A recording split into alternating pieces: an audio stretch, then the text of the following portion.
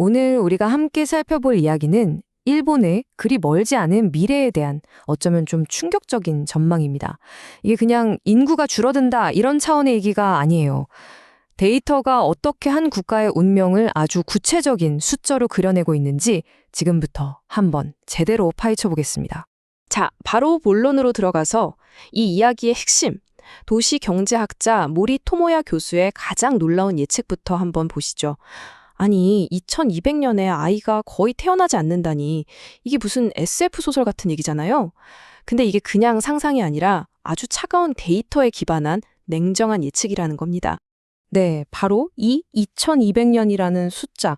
이게 그냥 막연한 상상이 아니라는 게 중요해요. 놀라울 정도로 질서정연한 어떤 규칙을 따르는 데이터를 통해서 예측된 미래라는 거죠. 그리고 어쩌면 우리가 생각하는 것보다 훨씬 더 가까이 와 있을지도 모릅니다.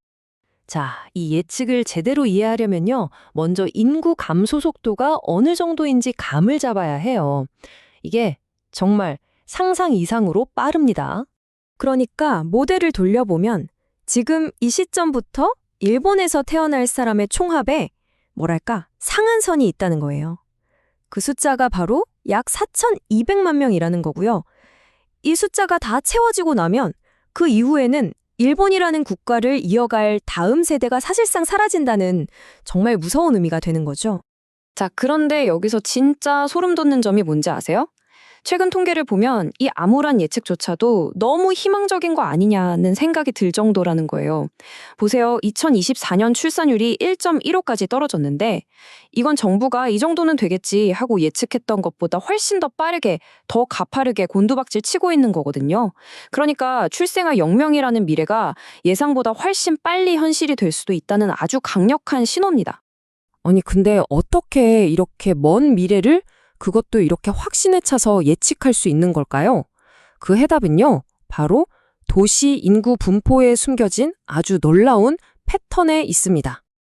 자, 이걸 이해하려면 먼저 경제학자들이 도시를 어떻게 보는지부터 알아야 해요.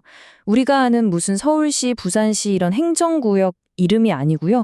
그냥 인구 밀도가 높은 사람들의 덩어리로 보는 겁니다. 이렇게 딱 관점을 바꾸는 순간 갑자기 보이지 않던 강력한 질서가 드러나기 시작합니다. 자, 여기가 바로 이 예측의 핵심, 진짜 놀라운 부분입니다. 일본에 있는 도시들을 인구 순서대로 1등부터 꼴등까지 쫙 줄을 세워요.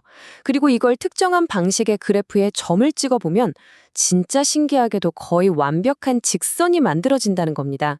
이게 절대 우연이 아니에요. 도시의 인구 순이랑 그 규모 사이에 마치 무슨 자연의 법칙처럼 아주 강력하고 예측 가능한 규칙이 숨어 있다는 뜻이거든요. 이게 뭘 의미하냐면요. 일본에 있는 그 수많은 도시들의 미래를 딱 두 가지 단순한 움직임으로 예측할 수 있다는 거예요. 첫째는 치무강.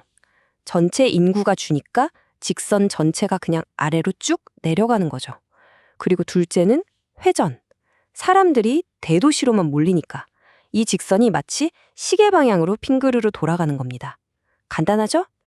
자, 그럼 이 두 가지 움직임 중에서 회전, 그러니까 대도시로의 집중 현상이 지난 50년간 일본 사회를 얼마나 극적으로 바꿔놨는지 한번 보시죠. 이 그래프를 보시면 이야기가 한눈에 들어옵니다. 고도 성장기가 끝난 1975년 이후를 보세요.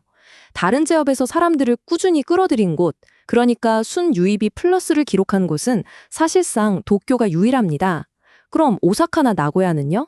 외부에서 사람이 들어와서 인구가 는 게 아니라 그냥 그 안에서 태어나는 아이들 덕분에 겨우 현상 유지를 해왔던 거예요.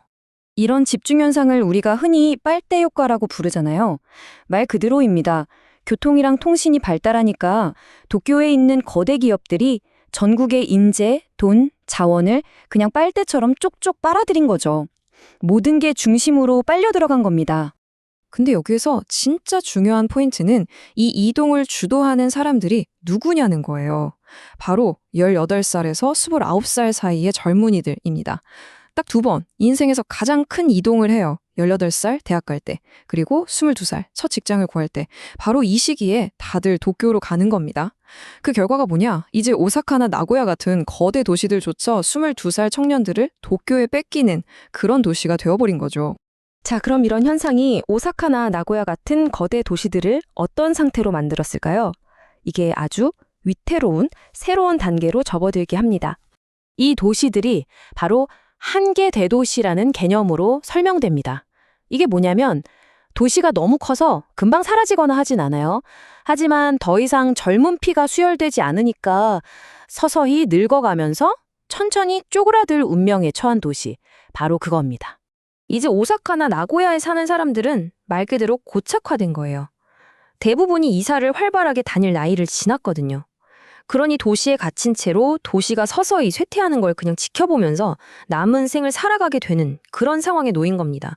자, 오사카, 나고야 같은 거대 도시들의 운명이 이렇다면 그보다 더 작은 지방 도시들은 과연 어떻게 될까요? 모델이 보여주는 예측은 정말 냉혹합니다. 지역들이 위에서부터가 아니라 가장 약한 고리, 즉 작은 도시들부터 그냥 사라져버리는 거예요. 말 그대로 지도에서 지워지는 거죠. 예를 들어 히로시마 지역을 보면 2020년에 20개였던 도시가요.